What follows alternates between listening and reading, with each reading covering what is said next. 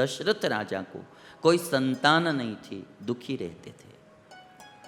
अभी हम देखते हैं संसार में कि किसी को संतान नहीं होती है तो दुखी होते हैं, और किसी किसी को है इसलिए दुखी है। ऐसे कुपुत्र मिल गए होते हैं, कभी माता पिता को प्रणाम नहीं करते हैं, माता पिता की सेवा नहीं करते, माता पिता को आदर से बुलाते नहीं है। जो कुछ पिताजी ने कमा कर पैसे इकट्ठे किए होते हैं, लड़के उड़ाते ही रहते हैं कहीं न कहीं, कोई शराब पीने में, कोई जुआ खेलने में, कहीं न कहीं। ऐसे माता पिता को ऐसा होता है कि इसकी जगह पर भगवान ने पुत्र नहीं दिया होता तो अच्छा था। तो किसी को पुत्र नहीं है इसलिए दुख है, किसी को पुत्र है किंतु वो कुपुत्र है, कुपात्र है, इसलिए माता पिता दुखी होते हैं। एक पागल खाने में दो आदमी बंद थे, दोनों पागल हो गए थे। दोनों पुरुष पागल खाने में रहते थे, कोई न कोई कारण वशात दोनों पागल हो गए थे। तो एक पागल था, उसके हाथ में कोई एक नारी की तस्वीर रहती थी।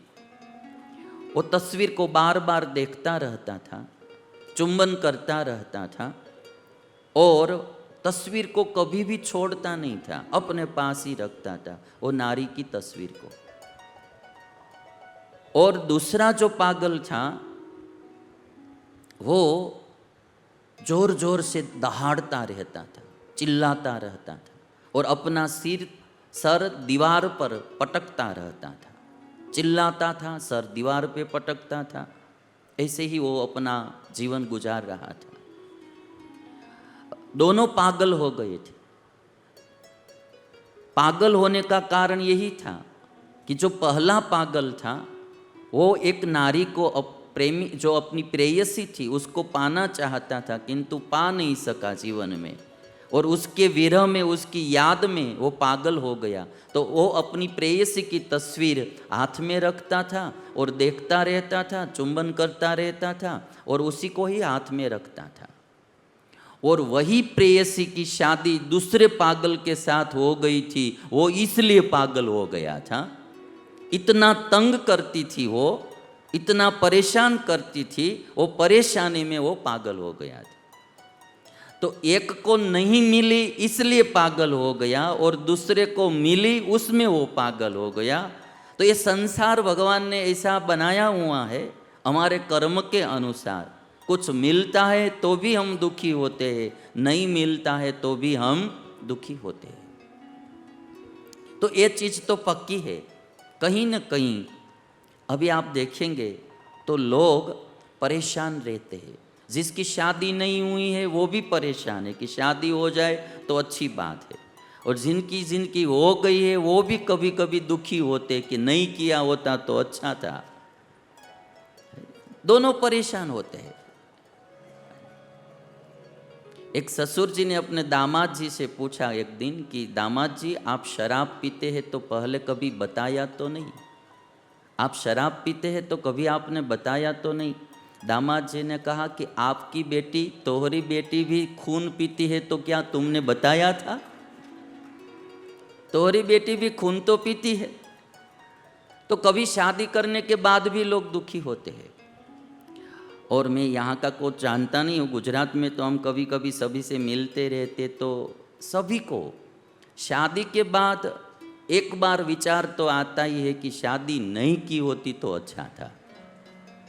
पुरुष हो या स्त्री, शादी के बाद कभी न कभी एक बार तो यह विचार आ ही जाता है।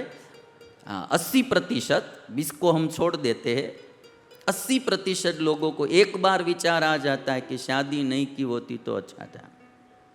और दूसरी बात होती है, शादी करने के बाद सभी को ऐसा होता है कि मुझे मेरे अनुसार पात्र नहीं मिला है, मेरे लायक मुझे पात्र नहीं मिला है। सबको ये एक दुख रहता है। एक मोबाइल खरीदने के बाद और शादी करने के बाद सभी को एक अफसोस रहता है कि थोड़ी देर रुक गए होते तो अच्छा मॉडल मिल जाता, थोड़ी देर रुक गए होते तो अच्छा मॉडल मिल जाता। तो ये एक परेशानी कहीं न कहीं प्रकार से दुनिया में रहती ही है। दशरथ राजा संतान नहीं थी, उसके कारण दुखी रहते थे। किंतु पूर्व जमाने में सभी को अपने एक गुरु होते थे, राजाओं के भी एक गुरु होते थे। कभी जीवन में ऐसा प्रश्न आता है तो प्रश्न का सॉल्यूशन अपने गुरु के पास जाकर मिलता था। कोई साधु, कोई संत, कोई ऋषि गुरु रहते थे। दशरथ राजा के गुरु वशिष्ठ मुनि थे। तो वशिष्ठ मुनि के पास दशरथ राजा गए और कहा कि सभी तरह से मैं सुखी हूं, किंतु कोई संतान नहीं है। तब वशिष्ठ मुनि ने एक यज्ञ करने का आदेश दिया।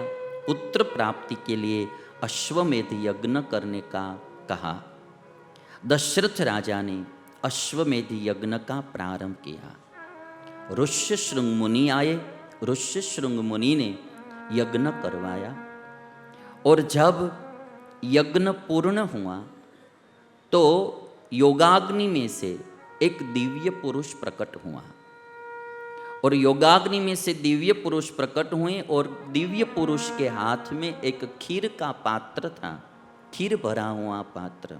वो दशरथ राजा को दिया कि लो, ये अपनी पत्नियों को खीर खिला देना, आपके वहां संतान होगी। दशरथ राजा खीर का पात्र लेकर अपनी रानियों के पास आए। खीर के पात्र में से आधी खीर कौशल्या जी को खिला दी। खीर में से आधा भाग जो था वो कौशल्या जी को खिला दिया, जिससे राम का प्राकट्य होगा। आधी खीर बची थी, आधा भाग, उसमें से 2 भाग किया और 5 भाग की खीर जो थी वो सुमित्रा को खिलाई, जिसमें से लक्ष्मण का प्राकट्य होगा।